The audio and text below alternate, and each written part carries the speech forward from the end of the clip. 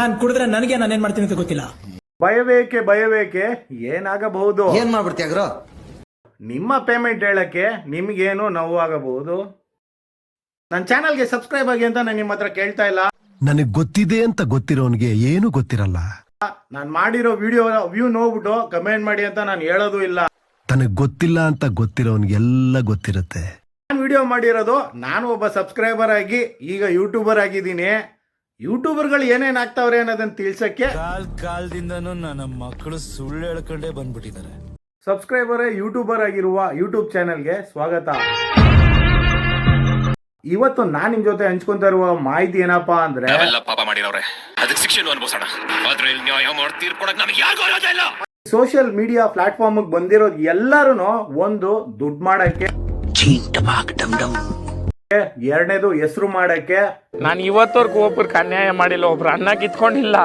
ಮೂರನೇದು ಅವ್ರವರ ಬ್ರ್ಯಾಂಡ್ಗಳನ್ನ ಪ್ರಮೋಟ್ ಮಾಡ್ಕೊಂಡು ಕಾಸು ಮಾಡಕ್ಕೆ ಹೊರತು ಬೇರೆ ಇನ್ನೇನಕ್ಕೂ ಇಲ್ಲ. ಇದನ್ನ ಯಾಕೆ ಇಷ್ಟು ಒತ್ತಿ ಹೇಳ್ತಾ ಇದ್ದೀನಿ? ಕೆಲವರು ಯೂಟ್ಯೂಬರ್ ಗಳಿದ್ದಾರೆ, ಅವರು ಬರೀ ರಾತ್ರಿ ಹೊತ್ತೇ ಬರ್ತಾರೆ.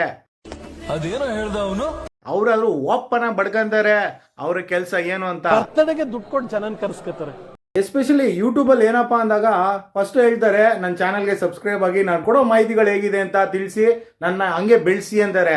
ಒಂದ್ ನಿಮಿಷ ಕೇಳ್ಕೊಳ್ಳಿ ಸರ್. ಒಂದ್ ಲೆವೆಲ್ ಬೆಳೆದ್ಮೇಲೆ ದುಡ್ಡು ಬರ್ತಾ ಇದ್ದಂಗೆನೆ ಅವರು ಅವರ ಯೋಗ್ಯತೆಗಳನ್ನ ತೋರಿಸ್ಬಿಡ್ತಾರೆ. ಏನ್ ಶಿವಾಜಿ ಅವರೇ ಹೀಗಾಗೋಯ್ತು? ವಿಡಿಯೋಗಳು ಮಾಡ್ತಾ ಇರೋದು ಅವೇರ್ನೆಸ್ ತಿಳಿಸ್ತಾ ಇರೋದು ನಮ್ಮ ಯೂಟ್ಯೂಬರ್ ಸಬ್ಸ್ಕ್ರೈಬರ್ ಗಳಿಗೆ ಹಾಗೂ ನನ್ನ ವ್ಯೂವರ್ಸ್ ಗಳಿಗೆ ಅಂತಾರೆ. ಕೂತ್ಕೊಂಡ್ರೆ ಬೇರೆಯವ್ರ ಬಗ್ಗೆ ಯೋಚನೆ ಮಾಡಕ್ಕಾದ್ರೂ ಆಗತ್ತಾ? ಒಂದ್ ಲೆವೆಲ್ ಬೆಳೆಯೋರ್ಗು ನಿಮ್ ಪ್ರೀತಿ ಆಶೀರ್ವಾದ ಹೀಗೆ ಇರ್ಲಿ, ಹೀಗೆ ನನ್ನ ಹರಿಸ್ತಾ ಇರಿ ಅಂತಾರೆ.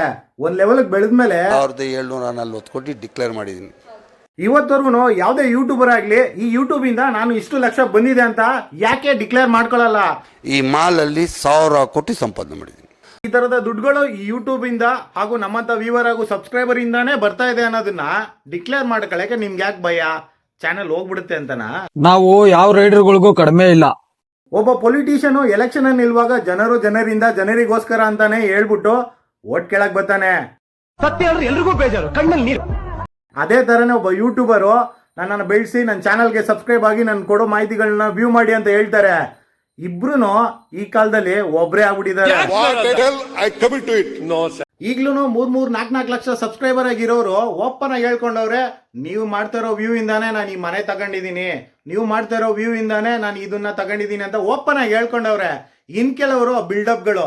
ನಿಜಾಂಶ ಹೇಳಕ್ಕೆ ನಿಮ್ಗೇನು ಮೊದಲನೇದಾಗಿ ಈ ಫ್ಯಾನ್ಸು ಬಾಡಿಗೆ ಪ್ರಾಬ್ಲಮ್ ಅಂತ ನನಗೆ ಡೌಟು. ನಿಜವಾಗ್ಲೂ ನೀವು ಯೂಟ್ಯೂಬರ್ ಆಗಿ ನಿಮ್ಮ ಸಬ್ಸ್ಕ್ರೈಬರ್ಗೆ ಒಳ್ಳೆ ಮಾಹಿತಿಗಳು ಕೊಡಬೇಕು ಅಂದಿದ್ರೆ ಫಸ್ಟ್ ಮಾನಿಟೈಸೇಷನ್ ಆಫ್ ಮಾಡ್ಬಿಟ್ಟು ಕಾಲು ಎಳೆದಿನ ಕಮ್ಮಿ ಮಾಡ್ಬಿಟ್ಟು ಒಳ್ಳೊಳ್ಳೆ ಕಂಟೆಂಟ್ಗಳನ್ನ ಕೊಡೋದನ್ನ ಕಲೀರಿ.